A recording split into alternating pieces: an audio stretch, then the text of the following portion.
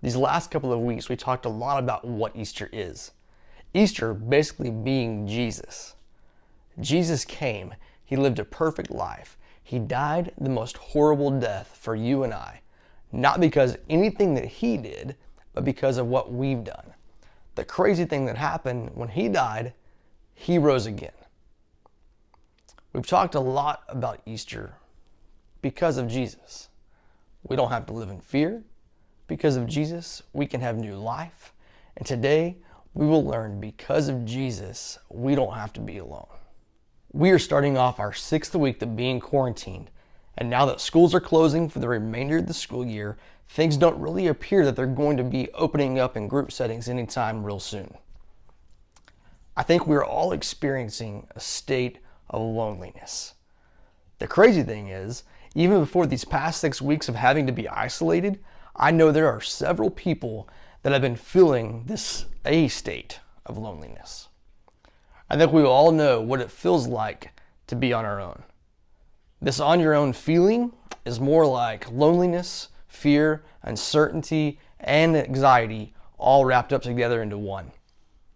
When we feel like we're on our own, we start to believe things that seem true in the moment, but typically they aren't.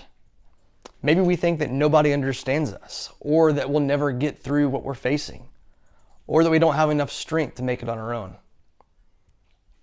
Statistically, almost half of Americans feel alone. When it comes to loneliness, students, your generation is flooded with it.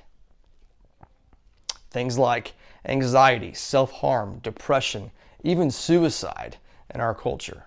Why? Because loneliness tends to make us feel hopeless. When we feel alone, we tend to feel overwhelmed. Overwhelmed by our situations, our circumstances, our feelings, our pain. Here's what's crazy about that. Loneliness feels bad to us because God, in a sense, wired us that way. Now, I'm not saying God wanted us to feel lonely, depressed, or sad. I'm saying God created us and He wired us for relationships. You and I were never meant to carry the weight of what we feel, experience, or worry about on our own. But what do you do about it? How do you handle it? When we look back at the very first Easter, Jesus left His closest friends feeling overwhelmed in a similar way. For years, they had been traveling together, doing life together, and hanging out every day with Jesus. Then, all of a sudden, they were on their own. Jesus' closest friends and followers had walked away from their jobs, family members, and were felt safe to follow Him. And then He died. The future they imagined was gone, just like that. In a moment, everything had changed. So what did they do? Some of them stuck together, but many of them ran or hid from the people who killed Jesus. They had no clue what was going to happen next. Now, we know how the story ends, but at the time, they didn't. So just imagine their surprise and probably their relief at seeing Jesus come alive again. Until He went off and left again. Yes, Jesus died, came back to life, and then He left again. But this time, their response was completely different. And here's how we know that. According to Luke, when Jesus left a second time, His followers didn't seem to think that they'd be left alone again. It wasn't until after Jesus left a second time that Christianity really began to take off and began to change human history forever. I want us to look at another letter written by one of Jesus' good friends, John. John remembered that before Jesus was crucified, he told his disciples that He was going away. They didn't get it at the time, but this is what he said in His final meal with His disciples before He was arrested. The first part of John chapter 16 verse 7 says, "But in fact, it is best for you that I go away." See, Jesus actually told His disciples that it would be better for them if He left. But why? The last part of that verse is, "Because if I don't, the advocate won't come. If I do go away, then I will send Him to you." Jesus promised that if He left, it would be better for us because the Holy Spirit would be there. Right before Jesus ascended into heaven and left for the second time, He reminded His disciples of what He said the last meal they had together before He was killed. Yes, His physical body was leaving, but His spirit would remain behind. Check it out what Luke says in Acts 1 verse 8. But you'll receive power when the Holy Spirit comes upon you, and you'll be my witnesses, telling people all about me everywhere in Jerusalem, throughout Judea, Samaria, and to the ends of the earth.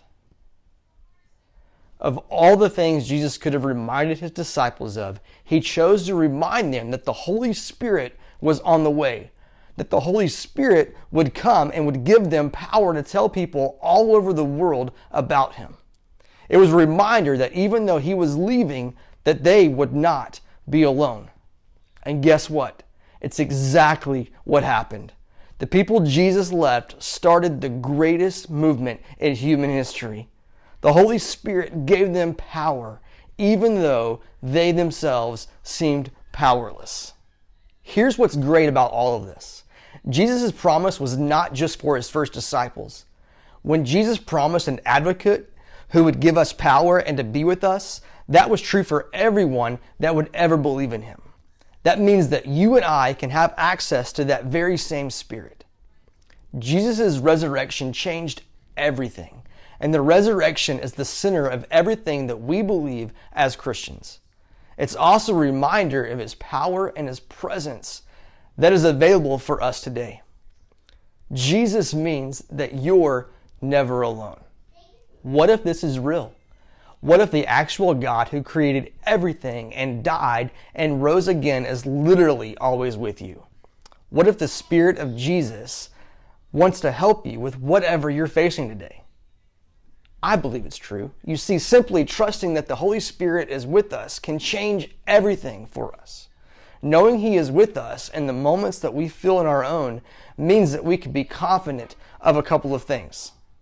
You can talk to him anytime, any place, for any reason. When you feel alone, what if you chose to talk to God about what you're going through? In the New Testament, we learn that the Holy Spirit helps us talk to God when we don't know what to say. What if the next time you felt like you were on your own, that you chose to talk to God about what you're facing or what you're feeling? What would happen if you chose to believe that he hears you and his Spirit is at work in ways that you can't see? Second thing is, you're stronger than you think you are. When we face challenges that seem too overwhelming for us, we can be confident that the Holy Spirit's power is in us. And last thing is, we can also be confident that God's power is in other believers that will be there to support us as well. You have leaders, Kaylee, myself, that love you guys and want to walk beside you, especially whenever you feel down and weak and like you just can't handle it or you don't know what to do. We love you guys. Remember, Jesus means that you're never alone. Jesus enabled us to be confident that we'll never be alone again. Why? Because we trust in his Spirit lives inside of us. I want you to think about this question. In what area of your life do you feel alone? Then imagine Jesus, the same Jesus who loves you and died for you, is looking you in the eyes and saying, you're not on your own. We're in this together. Look, we love you guys. We miss your faces. I want to challenge you to go and connect with your small group leaders right now. Connect with them this week. None of us were created to be alone. Love you guys. Can't wait to see you.